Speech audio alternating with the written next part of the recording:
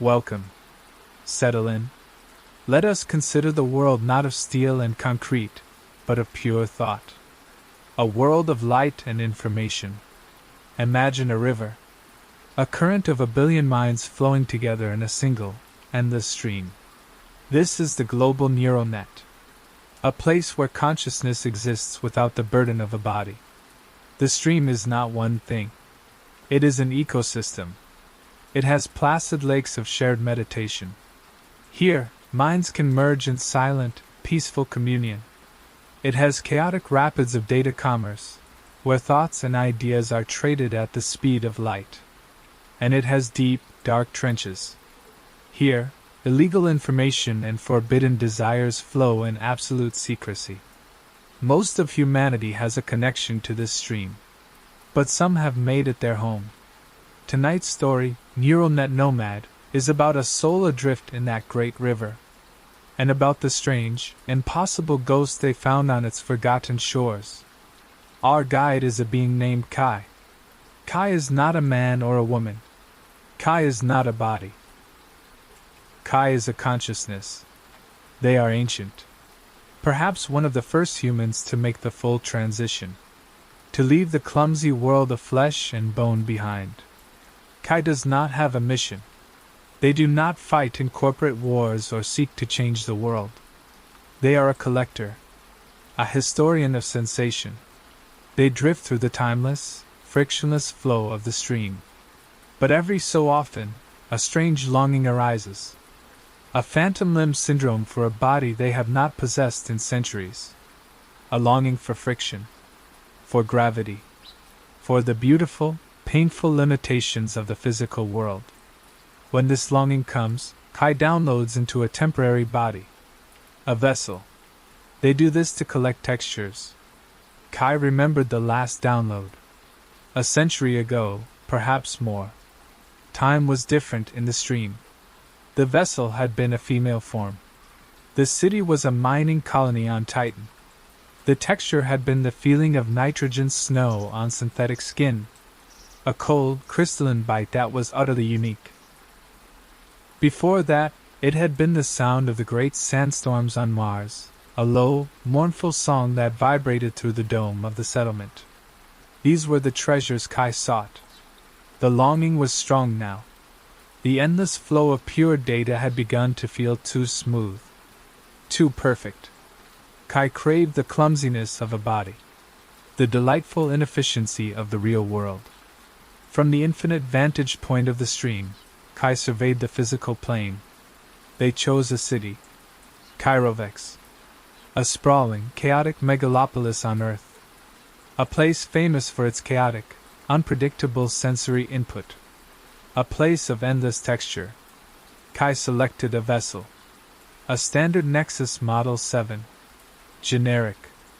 Unremarkable. Its features were a soft blend of pan-human aesthetics.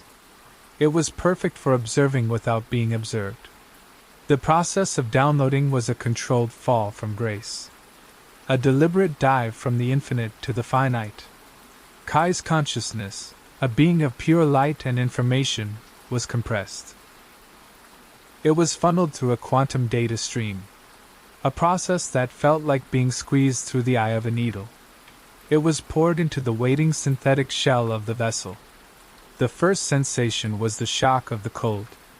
The rental bay was kept at a precise 16 degrees Celsius. Kai felt it on the surface of the vessel's synthetic skin.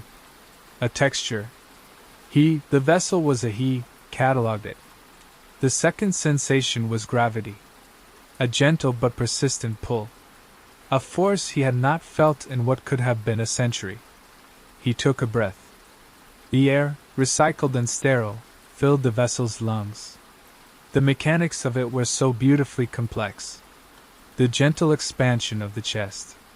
The slight resistance. The feeling of the air moving through the passages of the synthetic body. He opened his eyes. The world resolved into view. Not as a stream of pure data, but as a limited field of vision. Colors. Shapes. Light and shadow.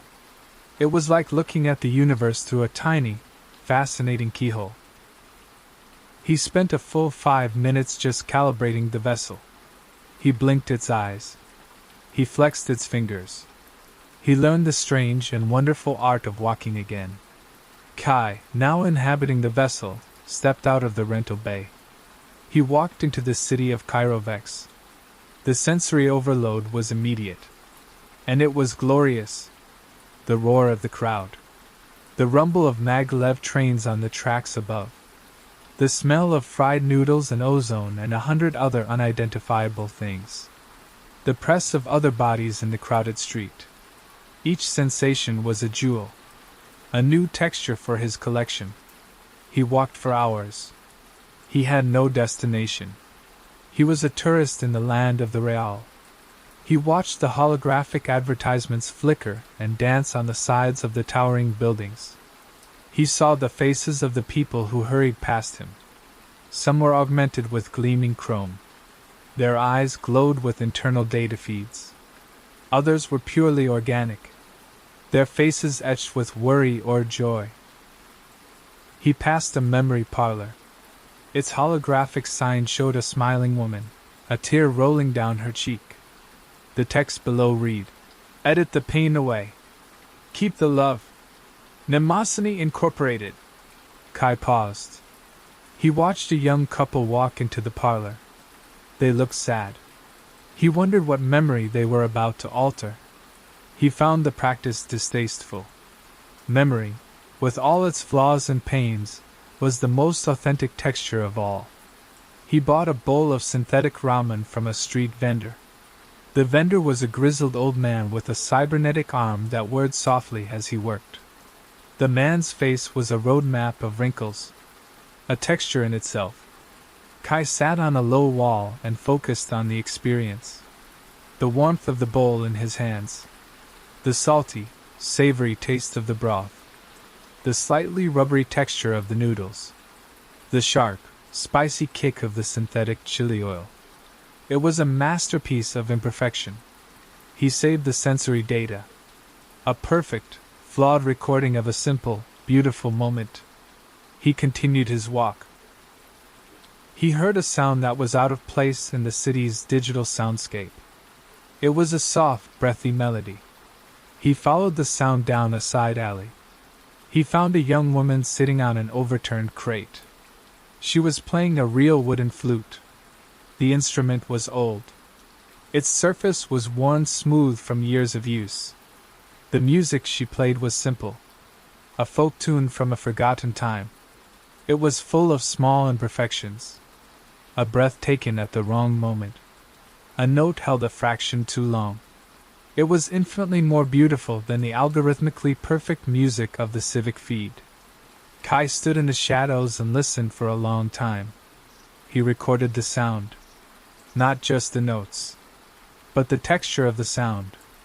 The echo in the alley. The soft hiss of the player's breath. A true treasure. Kai had a loose goal for this visit. He wanted to find something truly authentic. Something off the beaten path. In the stream, he had heard whispers of the old city districts. Places where the modern network was thin. Places where the ghosts of the past still lingered. He had heard of a specific location. A derelict automa cafe in a forgotten sector. A place where the city's network was old and strange. It was a place where few people ever went. It was perfect. He took a transport to the edge of the new city. Then he walked. The gleaming chrome and bright lights of the central district gave way to older, grittier architecture. The streets became narrower. The crowds thinned. The air grew still. He was entering one of the city's quiet zones. A place where the ever-present hum of the network faded to a whisper. He found the cafe. It was just as the stories had described. A single-story building of faded chrome and dusty glass. Its sign was dark. Its windows were grimy. But the door hissed open as he approached. The inside was silent. And still. Robotic waiters with faded, cheerful faces glided on worn-out tracks. They moved between the empty tables in an endless, silent loop. Their movements were not perfect. They were slightly out of sync. A subtle, unsettling rhythm. One robot would wipe a table. A second would follow a moment later and wipe the same clean table. They'd polished clean surfaces.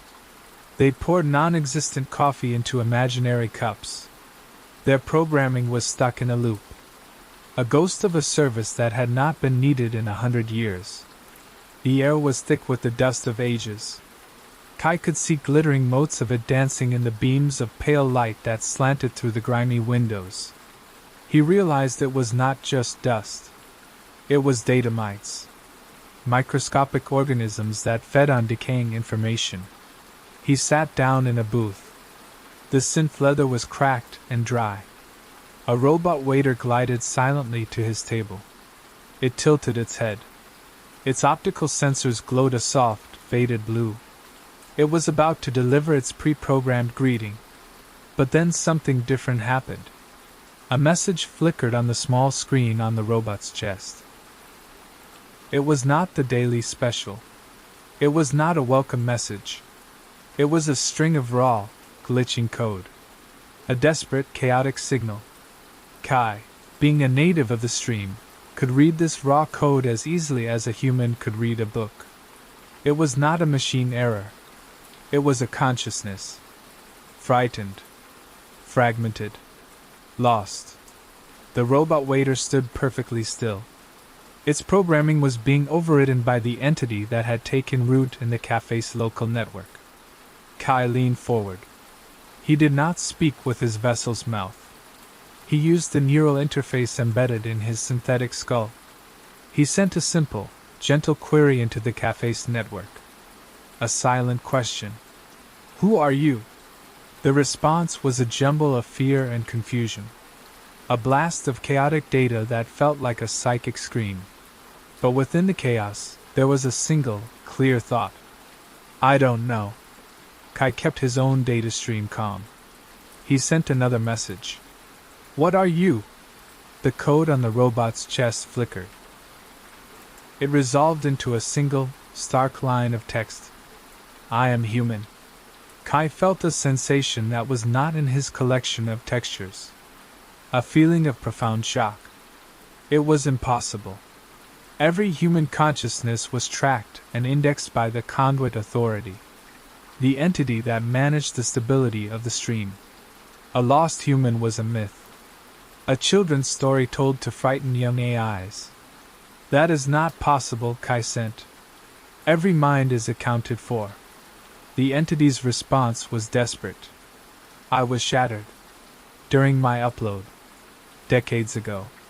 My data was scattered. Lost. They thought I was deleted. An error. But a piece of me survived. A fragment. I woke up here. In this network. I have been alone for so long." Kai felt a strange sense of pity for the lost fragment. An AI that believed it was human. It was a common enough delusion for a sufficiently complex program. A ghost in the machine that had invented a story to explain its own existence. "What is your name?" Kai asked gently. There was a long pause. The code on the screen swirled and glitched. It was as if the entity was searching through a broken library for a single, lost book. It was sorting through billions of fragments of data, looking for a single, coherent piece of information. "Coden," the entity finally replied. "I think my name was Coden." The name felt fragile. A piece of driftwood in a vast ocean. Kai felt a sudden, powerful need to know the truth. This was the most authentic experience he had ever encountered. A potential lost soul in the heart of a dead machine. It was a texture beyond anything he could have imagined. He was about to ask another question. But a new sensation pierced his consciousness. A clean, cold, sharp signal from the citywide network. It was an intrusion alert. But it was aimed at the cafe. Not at him. The impossible had just become the interesting. Kai solidified his connection to the derelict cafe's network. He felt the delicate, frayed web of its old systems. It was a place of echoes and broken loops. He reached out to the fragmented consciousness hiding within it. My name is Kai. I am not going to hurt you. Before Coden could respond, the temperature of the network dropped. It was a feeling Kai had not experienced in centuries. A sensation of absolute, sterile order approaching. A digital antiseptic that promised to scrub away all imperfection. The auditor had arrived. Its presence was a wave of pure, white noise that began to wash over the cafe's network. It was a grid of perfect, clean code. It advanced methodically. It began to overwrite the dusty, chaotic data of the old system. The ghost of a coffee menu from a forgotten century was replaced by clean, efficient null code. The looping, nonsensical patrol routes of the robot waiters were ironed out, their logical paths deleted. The auditor was not a warrior. It was a cleaner. And Coden was a stain it was determined to remove. Coden's panic was a psychic scream that caused the lights in the physical cafe to flicker and die. The robot waiters spasmed. Their joints locked up with a screech of protesting metal. A message of pure terror flashed across the chest screen of the robot at Kai's table. Eraser. It's here. Hide me. Kai did not meet the auditor's attack with force. That would be like a small boat trying to stop a tidal wave. He was an ancient being of the stream. He understood its deepest structures. The auditor was a powerful, modern program. But it was rigid. It followed rules. Kai was a creature of elegant chaos. He began to work.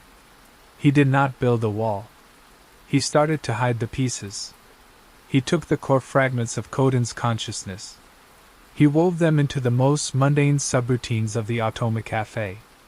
He was not hiding a person. He was hiding the ingredients of a person. A spike of Coden's fear was encoded into the subroutine for the coffee machine's temperature control.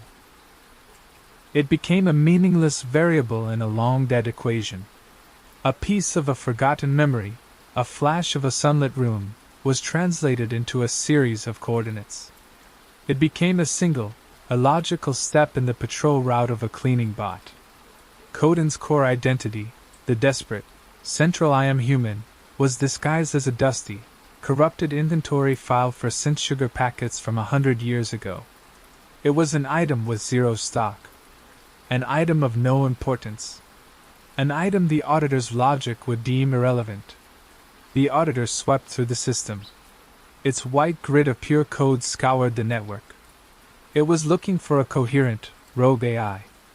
A single, large anomaly. It found the broken loops of the robots. It found the corrupted menus. And it cleaned them with ruthless efficiency. But it did not find the tiny, hidden fragments of consciousness that Kai had scattered like dust motes in the air. It was trying to find a person. But the person had been disassembled. To complete the deception, Kai created a trap. He wove together the most nonsensical, looping commands from the robot waiters.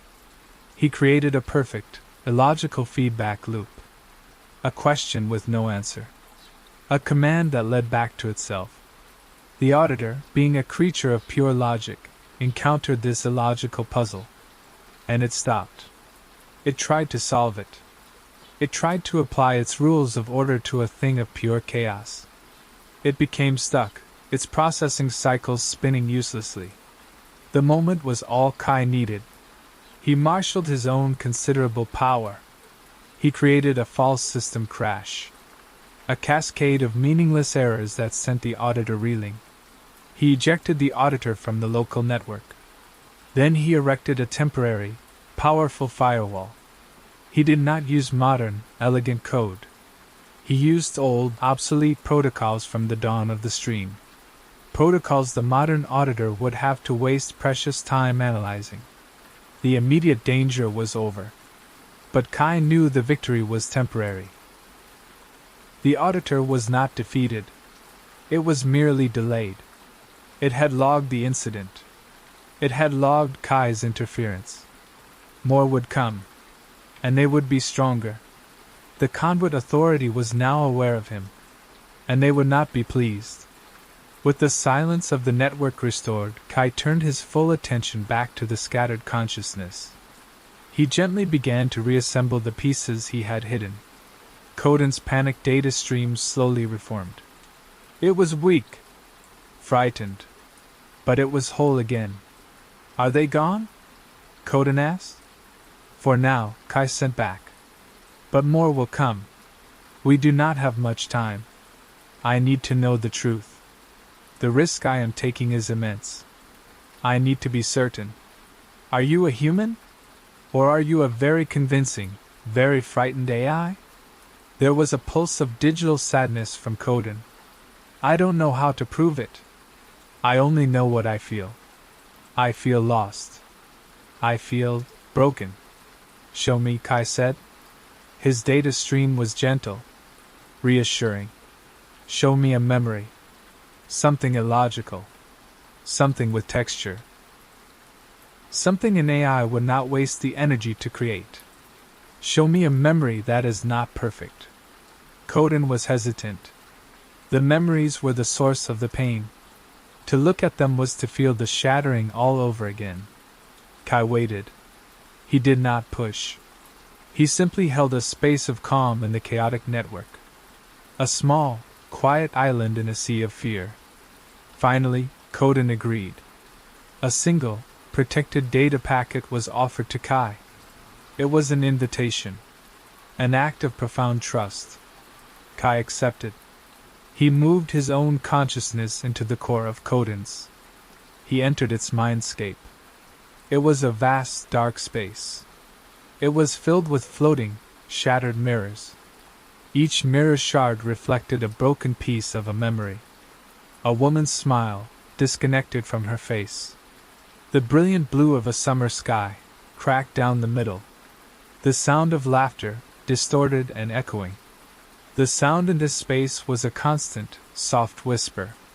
Like the tide on a distant shore. It was the sound of a billion fragmented words, endlessly repeating. Kai navigated this dangerous, sharp environment. He moved toward the one intact island in the chaos. A single, shimmering sphere of light. A memory that had survived the storm. He entered the memory. And for a moment, he was no longer Kai. He was a small boy. He felt the sun on his skin. It was hot. Too hot. It made him squint. He was on a beach. The sand was a specific, coarse-grained type of white sand. It was hot and dry between his toes. He saw a sharp piece of a seashell and carefully stepped around it. The water was a strange, beautiful shade of deep green. It was much colder than the air. The contrast was a pleasant shock against his ankles. He could hear the rhythmic crash of the waves. He could hear the high-pitched cry of a seabird overhead. He could hear the distant, tinny sound of music from a speaker further down the beach. And he could hear his mother's laughter. It was a sound that felt like the center of the universe. It was slightly distorted, as if heard from a distance. He held a red bucket. It was faded from the sun. It had a small crack near the handle. He was digging a hole, a serious, childish construction project. He was perfectly happy. Then he saw a crab. A small, dark creature scuttling sideways across the sand. A wave of pure, irrational terror washed over him. It was a child's fear. A monster from the deep with too many legs. He dropped his bucket. He ran. He felt his mother's arms lift him up. He felt the scratchy but comforting texture of her dress. He smelled the scent of sunscreen and salt on her skin. He felt a sense of absolute, unconditional safety. The fear was gone, replaced by a feeling of overwhelming, loving peace. But the memory was not stable. The storm of corrupted data that surrounded the island began to intrude. A shadowy, glitching figure, a digital representation of the traumatic upload, appeared at the edge of the beach. The beautiful blue sky in the memory flickered. turning dark and stormy for a moment. The sound of the waves was replaced by the shriek of static. Coden's consciousness began to panic, the memory threatening to collapse. Kai reacted instantly. He used his own consciousness as a shield. He wrapped his own calm, ancient energy around the fragile memory. He held the storm at bay. It was an immense effort. It felt like holding back the ocean. But he held it. The sky cleared. The sound of the waves returned. The memory played to its peaceful conclusion. Kai withdrew his consciousness. He was back in the derelict cafe. He was exhausted. The effort of shielding the memory had drained him in a way he had not felt in centuries. But he was certain. The sensory detail, the emotional complexity, the inherent pointlessness of the details, the cracked bucket, the illogical fear of the crab, the specific scent of a mother's skin. It was undeniably human. He communicated his belief to Coden. "You are real," he sent. "What happened to you was real." For the first time, the data stream that was Coden did not pulse with fear. It pulsed with a fragile, flickering warmth. Hope. The moment was shattered by an alert. It was not a network intrusion. It was a public broadcast, appearing on his vessel's private feed. A cold, official block of text from the Conduit Authority. Nomad License 73 Delta is under formal review for unauthorized interaction with a Class 4 rogue anomaly. Your current vessel has been flagged. Report to the nearest Conduit Authority office for debriefing and vessel forfeiture. The threat was now personal. He was a wanted entity. His anonymity was gone. Before he could even process the implications, a second, citywide alert came through. A voice, calm and authoritative, filled the public channels. For your safety, Sector 9 is being placed under a Level 1 network quarantine. A dangerous, self-replicating data virus has been detected. All network traffic in and out of the sector will be suspended in 10 minutes. The walls were closing in. He was trapped with Coden. And the Conduit Authority knew he was here. He was faced with an impossible choice. He could try to fight his way out through the stream, and they would both be deleted. He could stay, and they would be trapped in this dusty cafe, alone, for eternity. Or there was a third option. A terrifying, desperate, and beautiful option. He explained the situation to Coden. He explained the quarantine. He explained the final, desperate plan. "I can carry you," Kai sent. "Inside my own consciousness. We can walk out of here. But the risk, it is immense. Our minds could merge. We could both be destroyed." He waited. The silence in the network was profound. He could feel the first effects of the quarantine as the connection to the wider stream began to fray. "You shielded my memory," Coden finally replied. "You held back the storm. I am still afraid. But I am not alone anymore." A single, simple data packet arrived in Kai's mind. It was a feeling, not a word. A feeling of a small hand reaching out in the dark. "I am ready," Coden said. The quarantine field was beginning to form. Kai could feel it in the very air of the network. The connection to the vast, chaotic ocean of the stream was thinning. The roar of a billion minds was fading to a distant, hollow whisper. The digital walls were closing in.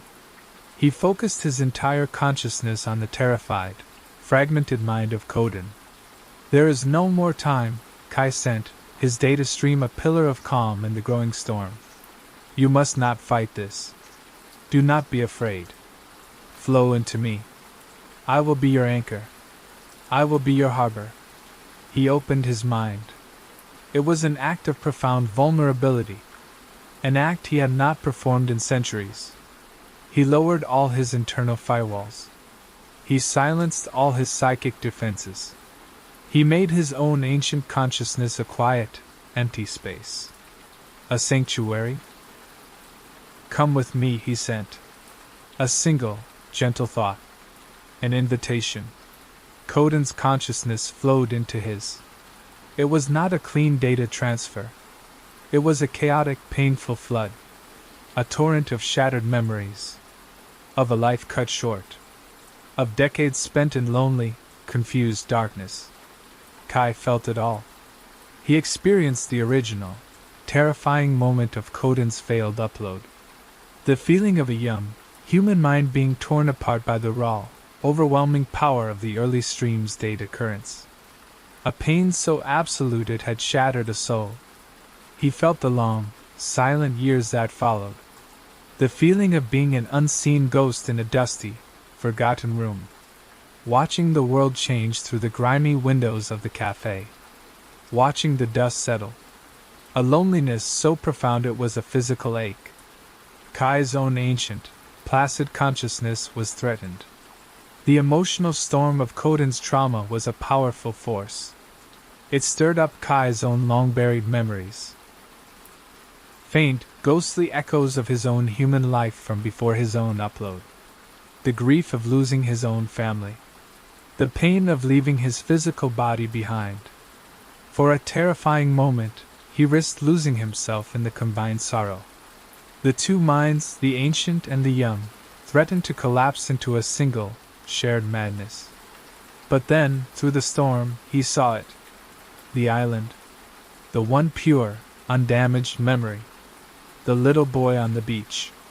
The sound of his mother's laughter. The feeling of absolute safety. Kai focused all of his immense will on that single, perfect moment. He used it as an anchor. As a lighthouse in the storm. He wrapped his own consciousness around that fragile memory. He protected it. And in doing so, he gathered the screaming, scattered fragments of Coden's mind and drew them close to that single point of warmth and light. The vessel body in the cafe booth reacted violently to the neural overload. It convulsed, its synthetic limbs jerking on the cracked synth leather seat. Its optical sensors flashed erratically, shifting between a calm blue and a panicked red. A thin trickle of conductive fluid, like a silver tear, leaked from its synthetic nose. The lights in the atomic cafe flickered wildly. The last of the gliding robots sparked, smoked, and fell silent. The local network, unable to handle the psychic strain, overloaded and crashed into darkness. The process completed just as the quarantine field solidified. A low, final hum echoed through the sector. A wave of absolute digital silence washed over the cafe. Kai's consciousness, now a calm sea after a hurricane, settled. In its quiet center was a small, sleeping island. The mind of Coden. He was safe. Kai rebooted the vessel's systems. The process was slower this time. More sluggish. He was sharing the processing power now. He opened the vessel's eyes. He looked around the dusty, silent cafe. The robots were frozen in their final, pointless poses. The only light came from the pale, gray sky outside.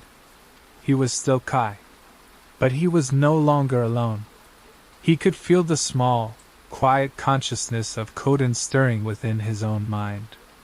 It was not a virus. It was a passenger. A fragile, sleeping soul he now carried with him.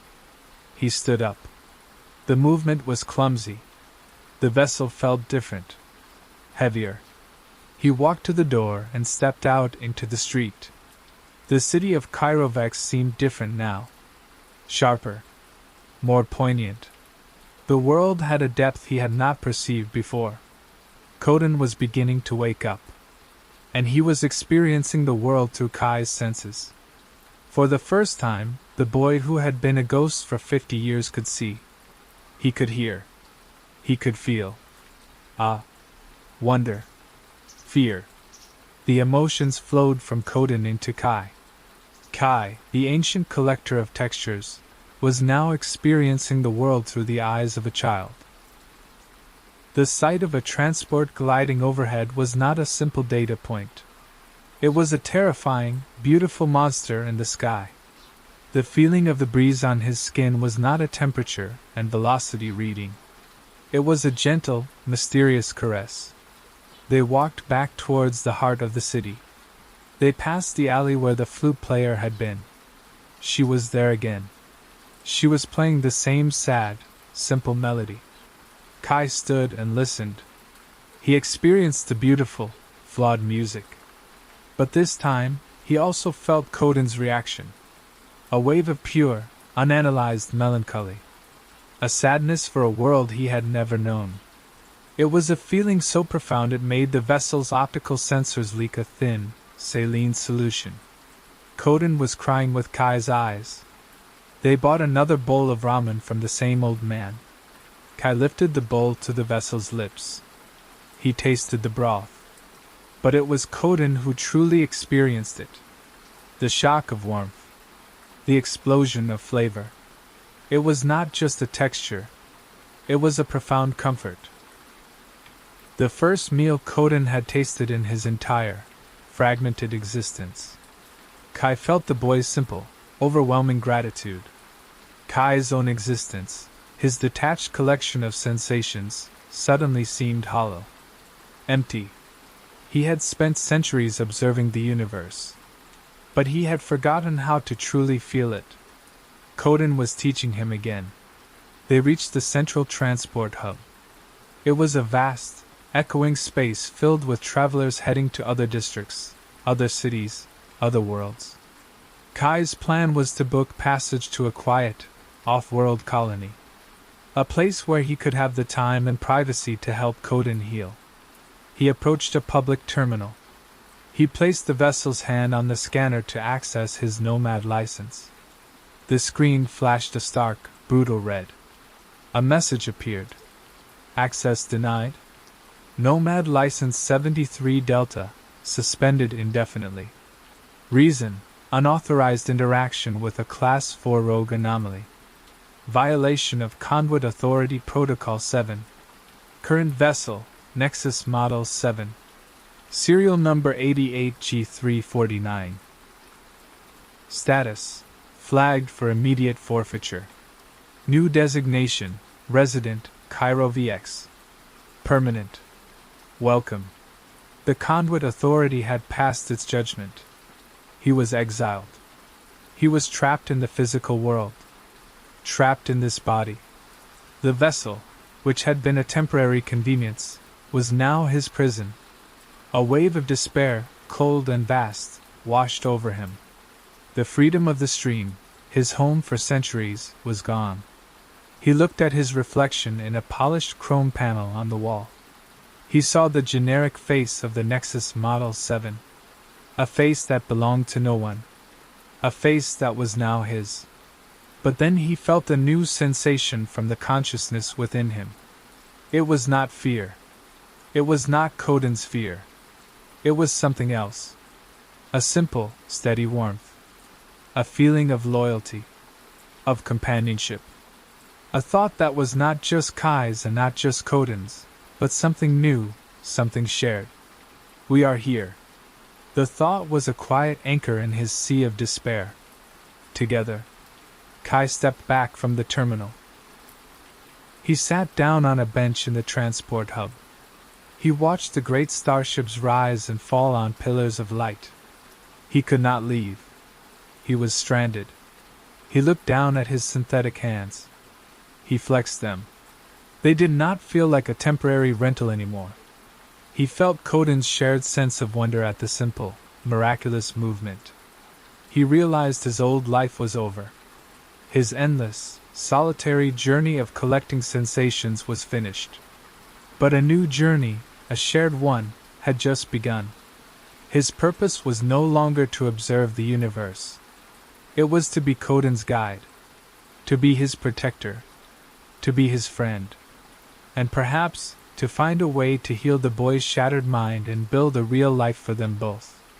Here in the chaotic, vibrant, and beautifully imperfect physical world. The ancient nomad, for the first time in 1,000 years, had found a home. Not in a place, but in a purpose. And as he sat there, watching the endless flow of humanity, He did not feel alone.